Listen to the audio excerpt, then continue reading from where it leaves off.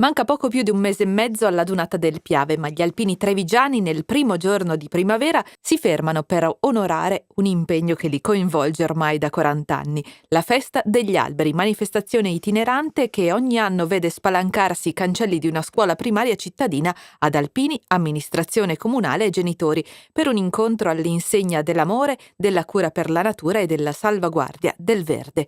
Quest'anno è toccato alle scuole primarie 1° maggio di San Bartolomeo. I 160 alunni con le insegnanti e la dirigente scolastica hanno accolto calorosamente gli ospiti che erano presenti: il sindaco Giovanni Manildo, le penne nere del gruppo Città di Treviso, medaglia d'oro Tommaso Salsa e Enrico Reginato, e del gruppo Padre Marangoni. È una cosa bellissima questo passaggio tra alpini e ragazzi, gli alpini che insegnano il senso di comunità, l'appartenenza, insegnano il valore della bandiera, oltre che appunto abbiamo detto prima il valore dell'ambiente, ma quello che mi è piaciuto molto è anche l'inizio con l'alzabandiera, con l'inno nazionale cantato da tutti e con la città e la scuola piena, rivestita di bandiere. Questo è un bellissimo segnale, soltanto gli alpini riescono a passare questo segno di appartenenza e questo senso di comunità in modo così contagioso e entusiasta. Un momento speciale è stato dedicato al ricordo di un alpino recentemente andato avanti.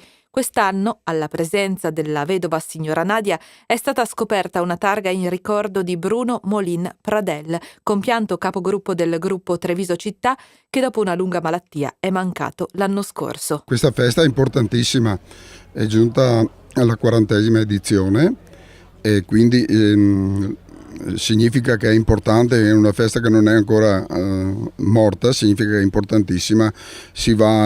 Ogni anno si cambia la scuola ricordando qualche alpino andato avanti attraverso una targa che si mette nelle scuole.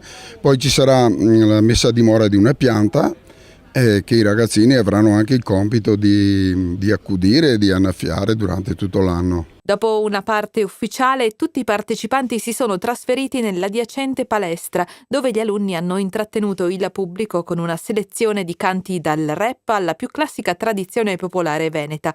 Lo scambio di doni ed un rinfresco finale offerto dal comune hanno suggellato una mattinata festosa e costruttiva che ha visto collaborare insieme alcune fra le più belle realtà presenti sul nostro territorio. Quest'anno per la prima volta erano presenti anche gli ospiti del centro diurno per disabili Peter Pan con le loro operatrici, un'occasione per gli alunni di entrare in contatto con altre realtà presenti sul territorio e per i diversamente abili di partecipare attivamente a giocosi momenti di comunità. Ogni anno il 21 marzo è il momento di trovarsi con i giovani, è il momento della primavera della vita, primavera anche si spera della natura se viene un po' di sole.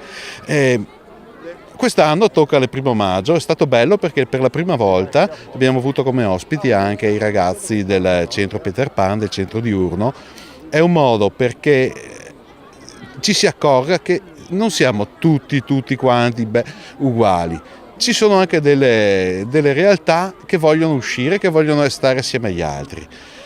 E dopo noi alpini è il momento in cui è veramente ci si sente più giovani. Catalizzatori e collante gli alpini che hanno curato l'alzabandiera e hanno donato alla scuola materiale didattico, strumenti musicali ed un melo cotogno piantumato nel giardino, benedetto dal parroco Don Ado Sartor ed affidato alle cure delle classi.